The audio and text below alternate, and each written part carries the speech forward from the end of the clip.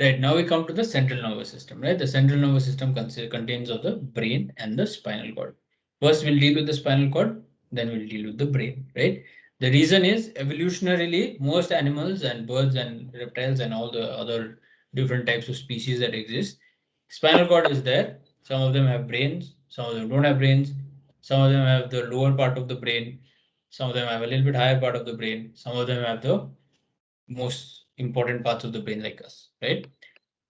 Most evolved form. So that's the same way we learn it, right? We learn about the spinal cord, then we learn about the hindbrain, the midbrain, and the forebrain, right? So the spinal cord is between 16 and 18 inches long, right? So that's irrespective of height usually, right? 60, unless like you're really short, 16 to 18 inches long and 1 inch in diameter. So if you see a spinal cord, it'll be that much, right? And it'll be 16 to 18 inches long. That's quite long, right? Um, on your back, all those like that kind of grooves that are there, those are the vertebrae that are protecting the spinal cord inside it, right? The spinal cord is usually shaped straight and then it's a little bit uh, curvy on the top near the neck, right? Spinal reflexes are stimulus response sequences that can be triggered without the involvement of the brain. So the peripheral nervous system attaches itself to the spinal cord, right? So when you touch a hot object, for example, you need to remove your hand immediately, otherwise you get burnt. So what's happening is your sense organs take that information and it's passing it to the brain, but the spinal cord will interpret it saying it's really dangerous. I need to move my hand, right? And then you'll move your hand. So the information will not even process to the brain. Before that, only you'll remove your hand.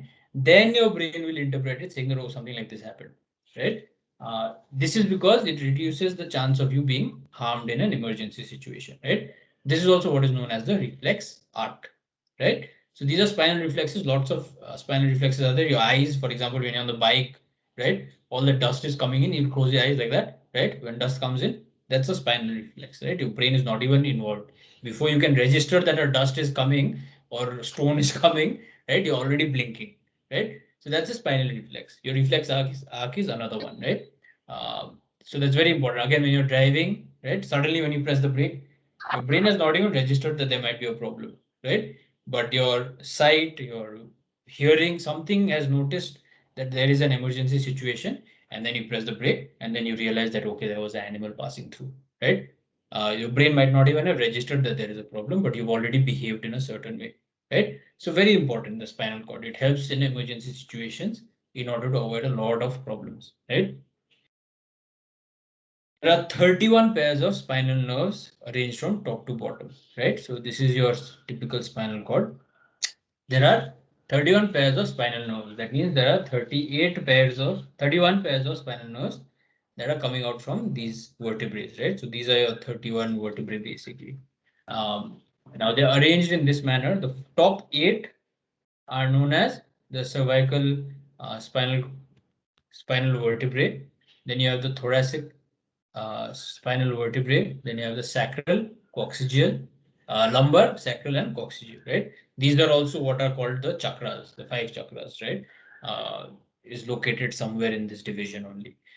The best way to remember it for me, right, is to remember it as CTLSC, right? That's how I remember it, like CTLSC, right? Or you can remember it as C8, T12, LS5, C5. That way you remember the number and the name, right? Or any of the variations that you can come up with, you're free to do it. But just make sure you remember the numbers and you remember the parts, right? Or you can do it as separate. You can do it like CTLSC and then you do 812 like a phone number, right? 812 and then CTLSC, right? However you want to remember it, there are multiple options, whichever one you're comfortable with, you do that. Or if you want to make some CT scan, LSC, something like that, that also you have more than will app.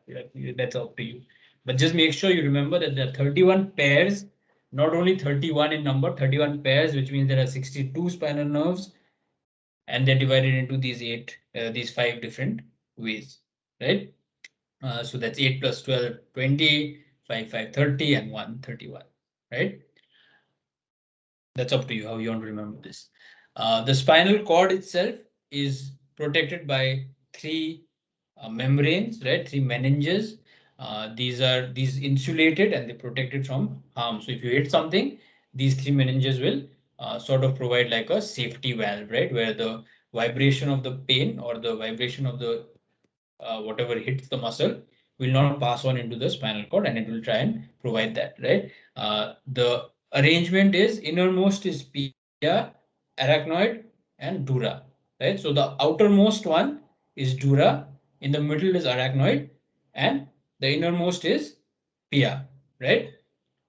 Now remember this like pad or menstruation or whatever, right? So P is inside, A, D, right? Pad. That's how the meninges are arranged in the spinal cord. In the brain, it's exactly the opposite, right? In the brain, it's DAP. So there is innermost is dura, middle is arachnoid, outside is pia, right? And then there is the skull. So again, it again protects the brain from when you hit something, so that that shock doesn't harm the brain that is inside. All of these things are there, right? So you have these meninges, these layers which protect. So for the spinal cord, it's arranged as pad, which is the innermost part is pia, arachnoid, dura. For the brain, it's a DAP, dura, arachnoid, pia. Right? Just remember that.